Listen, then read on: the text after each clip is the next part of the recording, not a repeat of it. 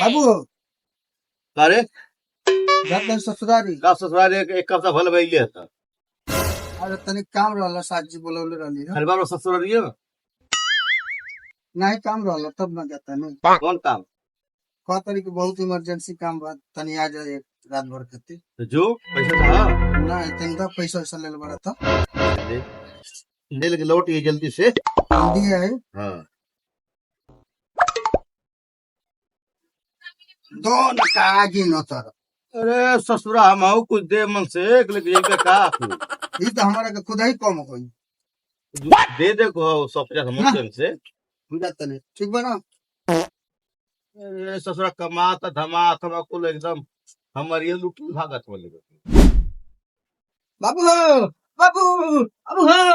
ससुरा कौन रे ससुरा करके अरे जाना तो बा का भैया का फोन आ रहा था का हुआ? अब अपने सास के लेके भागी ना वहाँ मुंबई गई ना हाँ वो शूटिंग पर गई ना हाँ हाँ कहता ना कि हम जाते नहीं शूटिंग पर ये बतावा पहले जीवन हम सोचले रहनी है वह भय का भय जो सोचले वह भय जा ससुर लोग हम तो लोग के कभी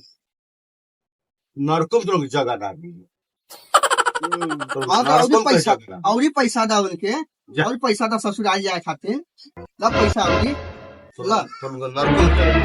मार इज्जत कोई मट्टी में मिला जाला भाग ससुर तो भाग